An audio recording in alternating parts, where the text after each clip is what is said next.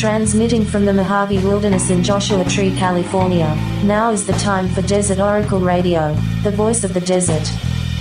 Night has fallen on the Mojave, and I want to tell you what it's like out here. What it's like out here tonight, right now. I want to tell you about the Mojave High Desert in this best part of the year, the winter months. Warmer than usual these past years, but still the best time. The desert ideal. Oh, you can walk out at midnight because what is that helicopter doing? What's the moon doing? How many super moons and blood moons and blue moons are there these days? Well, I like them all. You can be doing something mundane like taking out the garbage, taking out the recycling, and then you look up at that winter desert sky, the white-blue starlight flickering through that cold desert night. The owls are out, and the foxes, and the owls and the foxes are after the kangaroo rats. These desert creatures that do not retreat in wintertime. The reptiles go underground, resting, remembering. And then it's over before you know it. The winter, the perfect time in the desert. I've already got one of the mourning doves up in the dove condo I made a couple of years ago. You see, the doves, well, they aren't the best nest builders. They're ground birds, really. But they try. And the eggs kept falling, and then they'd try again, and boy, it just got depressing looking out the kitchen window every time you go to get a cup of coffee. So finally, I went out there and I interfered with nature.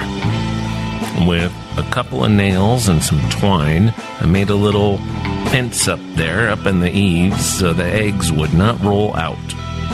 Well, there are so many mourning doves around here now, it's kind of crazy. And I was thinking, well, that's a weird sight in January, having a dove already up there in the twine nest condo. And I wondered if she or he, I can't tell from the kitchen, I wonder if they were feeling nostalgic about having grown up in that nest. Or maybe having sat up there on eggs for so long and then spent so much time feeding the chicks and teaching them to fledge, to pick seeds off the ground and whatever. Maybe it was just some wintertime nostalgia, bird style. But it has been so warm already up here around Joshua Tree that within another week I saw a couple of doves kind of humping on each other out there in the sage, and well, I guess springtime is here early. Some character down at the swap meet was complaining to me not so long ago about how the liberals had made special computers to trick everybody, or at least trick some people, not enough, into worrying about global warming. And I thought, well, those must be some really special computers that, through trickery, also made it so damned hot all the time. So the same people who could not defeat some mafia character from reality television managed to build a database that caused actual rapid warming of the Earth. And you thought those Bitcoin server farms were bad for the planet. The last time this particular planet had a colder than average year was 1976. The last time there was a colder than average month on Earth, it was 1985. Oh, winters used to be cold. I love a cold winter in the desert. The kind of day that starts off around 20 degrees and then hits that perfect 48 or 49 degrees at midday. You can hike all you like, you won't get too hot, and you won't even feel cold out in the winter sunshine. They were still like that, the desert winters, in the early 1980s. Back when I spent any time I could get in Death Valley or the eastern Mojave. In Zabrego used to get so cold on winter nights you needed real sleeping bags. Yeah, the kind they make for the High Sierra. New sounds tonight. From our Joshua Tree soundscape wizard, red, blue, black, silver. Hey, it's time to open up the Desert Oracle mailbag. This thing is just getting more and more full. I don't know when we're ever going to get to all of them. We're a little behind in most things. Well, let's do it. Let's see. Dear Desert Oracle Radio, here's an honest question for your Desert Oracle Radio mailbag. I am greatly looking forward to the time when I can explore all the places in the desert that I hear about on your show. Can you please tell me the best ways to visit Joshua Tree in the Mojave Desert responsibly? Darren Roberts. Well, Darren, that is a very, very good question. I appreciate it. There are two basic classes of people on Earth. Those who give a hoot about their one and only planetary home, and those who aggressively don't give a hoot. That's really about it. Now, the first thing can be learned. The second thing has to kind of be indoctrinated in you. You have to believe in your heart that the world is ending. The devil is coming back. I don't think he ever left.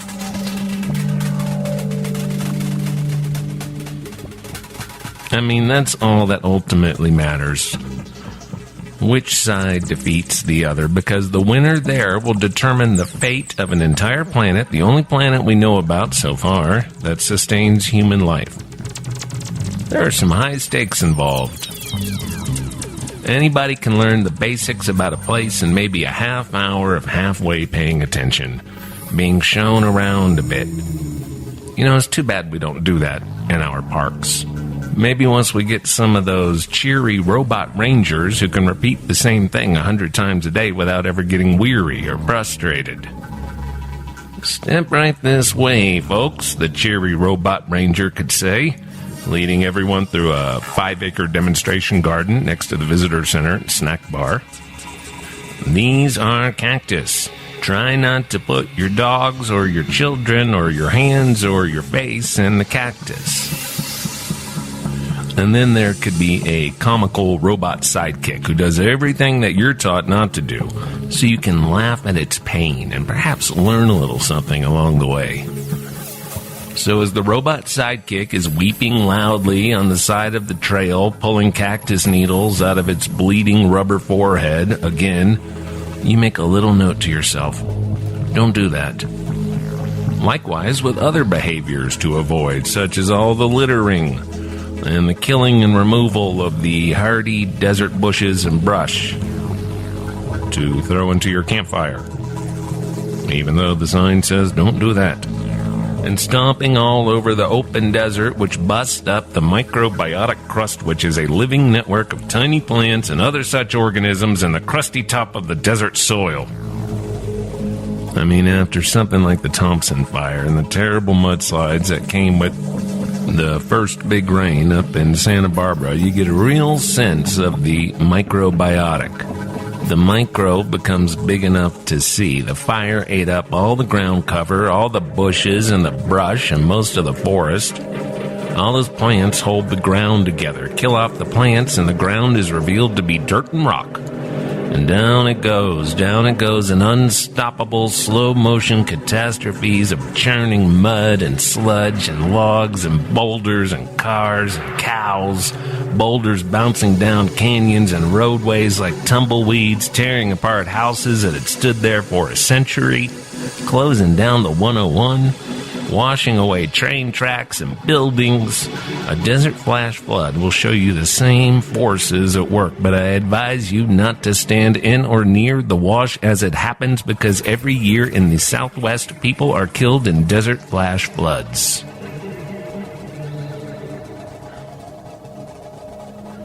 Maybe you'd have the robot sidekick have big knobby tires shoot out of its armholes so that it becomes an OHV or a doom buggy or even a mountain bike. and goes tearing through a patch of desert so you can see how the weight and the tires kill all those little organisms that literally hold the desert together. I don't like to use the word literally, but here it is correct. Even a middle school dropout can figure out with the help of a visual aid that running over a strip of desert again and again rapidly kills off the living desert and turns all that crusty soil into plain old sand. And nothing grows there. It becomes rutted and dead. There could be comical music blasting, and the robot's eyes would turn into different emojis of shame and horror, and finally, enlightenment. Now the robot knows. Stay on the trails. Don't kill anything alive, and don't mess with anything you think might be dead, like a seemingly dead little bush in the summertime. If you leave it alone, it'll likely come back with the rain, if we ever get any rain again. Don't mess with rattlesnakes. Don't stick your arms down rat holes. Don't camp in people's backyards. It's easy. It's all easy. A preserve is a place we've set aside to be nice. We've set it aside for company, not corporations. For visitors, for neighbors. You're the invited company. Have fun, learn something if you can, enjoy the rare chance to be out in the wild, more or less. And if you're not sure if something's the right or wrong thing to do, maybe don't do that thing right now. You can ask later. You can look it up on your phone, if there's any cell service. Maybe the robot will paint one love in green spray paint on a desert boulder, and then the boulder falls over and crushes the robot. Goodbye, robot. Thanks for your service. And remember that what's socially acceptable is always changing, hopefully for the better. When John Steinbeck buried his trash after camping somewhere on the side of the road, he was doing what was considered the right thing to do at the time. He was not littering. Now we don't bury our trash in a national park or whatever, because we know that is not what we are supposed to do.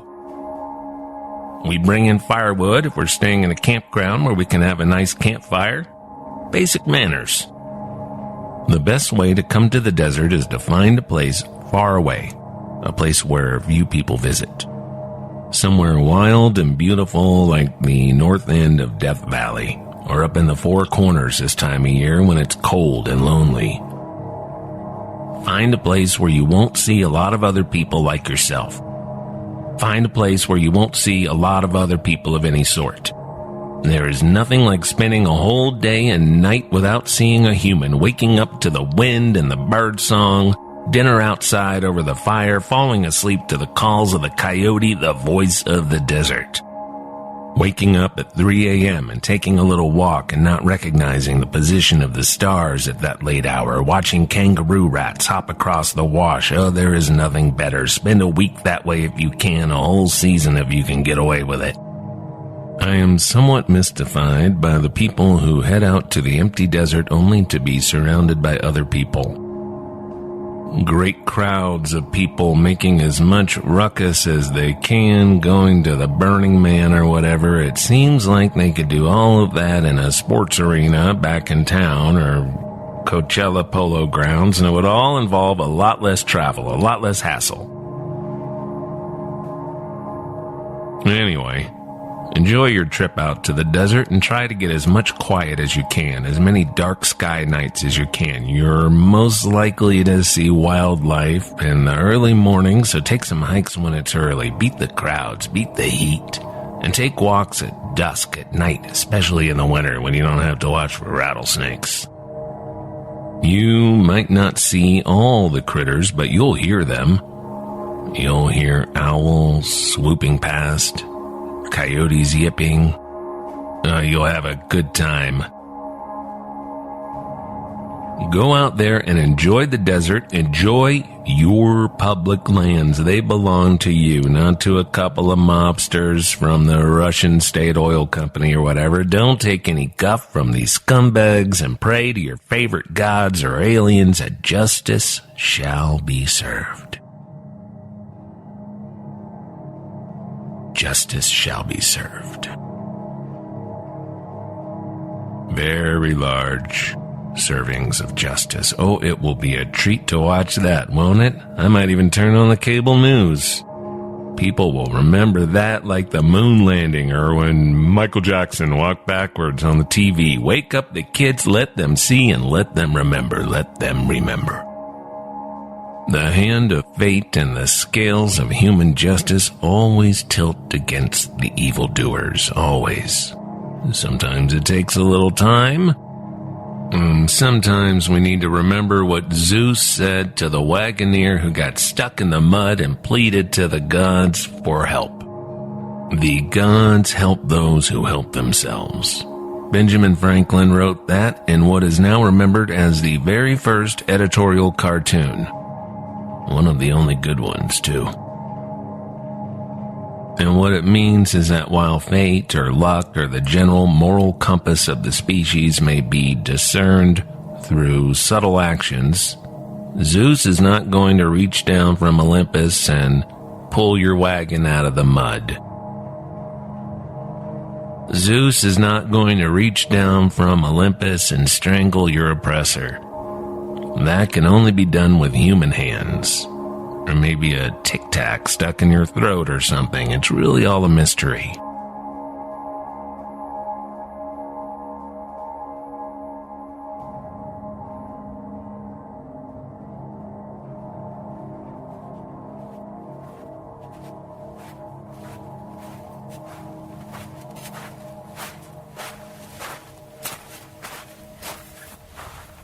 Now, depending on your background, the family environment in which you grew up, etc., the idea of invoking a demon, of invoking an entity, maybe one of the old entities of the earth, well, that might sound distasteful.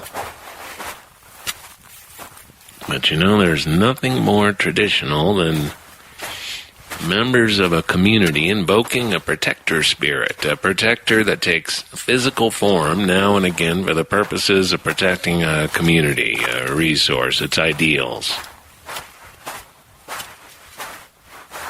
Now, Native Americans in the Southwest have always had these beliefs that spirits or entities tied to the earth itself would make some places sacred and some places cursed. And you can find the same kinds of tales in the Old Testament or a Lovecraft story. And so it has been a goal in recent months to try to bring forth from the ethereal plane, if you will, a protector entity that would patrol this ancient valley and bring consequences to those who abuse the place. Now, what about the consequences? What consequences are we talking about?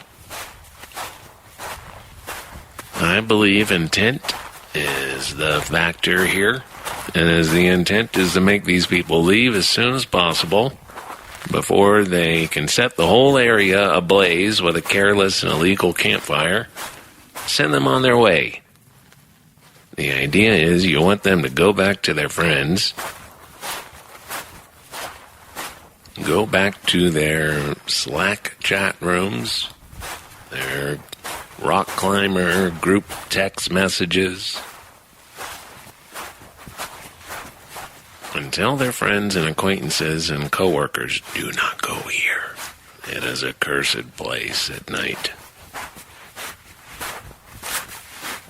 And so it was with some satisfaction that my friend John, up in the rocks there on the other side of Panorama Heights, as he refuses to acknowledge his own neighborhood is called, well, he told me the happy news that some sort of Yucca Man had been seen in the area.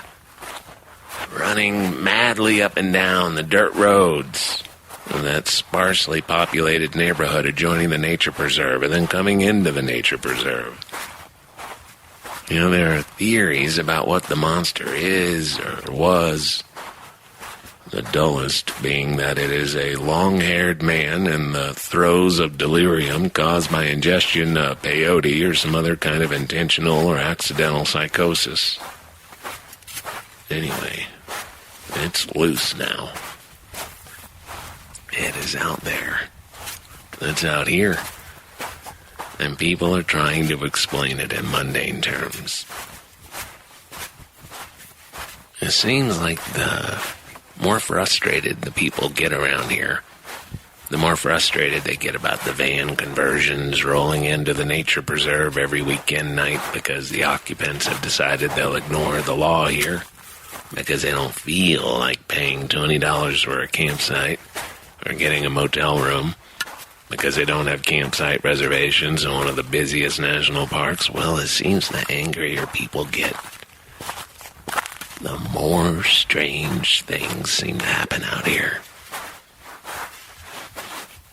Yeah, I tell people the truth. You don't want to be caught at night in a place where the hundreds of people living all around might wish very strongly that you weren't there. You don't want to be on the wrong end of that kind of mojo. Those types of mind rays. From the writer William S. Burroughs, I learned a lot about control. And you don't necessarily have to believe or buy into Burroughs' theory that language is a virus from outer space and that it took root in our species and ignored all the happier species because we were chosen to complete or participate in a program. The administration and management of this program is the control that Burroughs wrote about. What is interesting, watch your step here. What is interesting is how Burroughs learned to use some of these methods that seem to garner results from the subconscious. The experiment is this: how can an individual or a small, physically powerless group reshape the control system to something either more just or perhaps more unjust? The intent shown in magic is what makes one a good or an evil magician. If your intent is to make people suffer, then you must be able to answer why. To make someone suffer as proof to yourself of your own abilities is evil.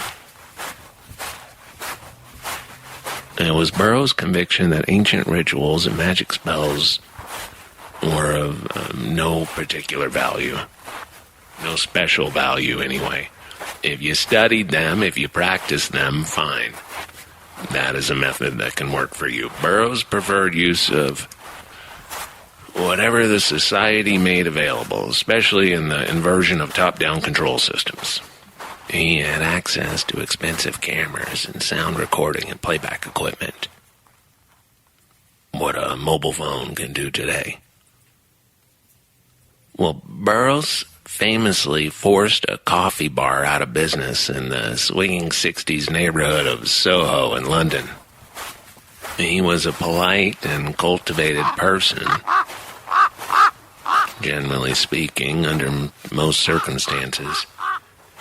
But he was deeply offended by the cafe's treatment of him. He lived nearby, and he was a frequent customer, so at some point the owners began to treat him with great disdain. He also believed they poisoned a piece of cheesecake that he got. When Burroughs gathered his tools for an operation in broad daylight on the sidewalk across the street from the cafe. He began photographing the cafe, its clientele. He began recording the sounds from the popular cafe and then playing the recordings back through a speaker over the present soundscape from across the street. Then he mixed in recordings of chaos, sirens, and honking horns, and an angry mob yelling. He mixes into the playback, barely audible, barely perceptible. Within a few weeks, business had dropped off at the once fashionable new coffee bar. Before long, there were no customers at all. The owners closed their business and gave up their lease. Now, here's something interesting. Right over here. There's a cactus wren nest up here in this pencil cholla.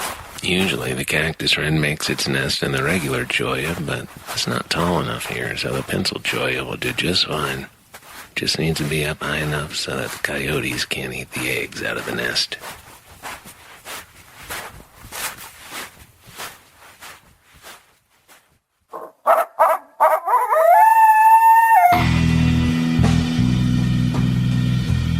Oh, are we a month plus into 2018 already?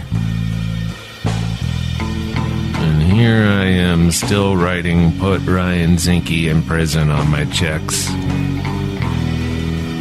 We had a fine time last night at the Ace Hotel down in Palm Springs. Our second to last campfire stories of the season. Oh, we had a beautiful night around the fire pit. It was good to see so many of you. You know, it was the biggest crowd we've had for our campfire stories, and I appreciate you coming out. And happy birthday to Kelly, who came all the way from Philadelphia to celebrate her 30th birthday at Desert Oracle Campfire Stories. We've got one more of these scheduled Thursday, March 1, 7 p.m. to 9 p.m. It is free and open to all. Ace Hotel and Swim Club. But do not fear if you can't make this one, as we will be doing more events at the Ace later in the year. Then, on March 17th, Saturday night up in Joshua Tree, Desert Oracle will be part of the Curate Joshua Tree's art show event. I'm not sure what it's called, but it's Curate Joshua Tree. And they're doing that at Outpost Projects, 5 p.m. to 9 p.m., and we might just do the radio show right there. Let's do it. Let's call it art. We'll have details and links for all of these events on our website, desertoracle.com. If you like the Twitter and the Facebook and the Instagram, we are there as well, under duress, but we are there to serve the cause. And on April 24, that's at 6 p.m., downtown Palm Springs, come see Desert Oracle Radio live at the Sublime Palm Springs Art Museum. It's on Thursday, and that means it's free. Just come on in, enjoy the museum and the sculpture garden. From Amboy to Zzyzx and across the Great Mojave Wilderness, this has been Desert Oracle Radio, broadcasting from KCDZ 107.7 in downtown Joshua Tree. Friday nights at 10 p.m. and all the time on the podcast. Thanks for listening, and good night from the voice of the desert.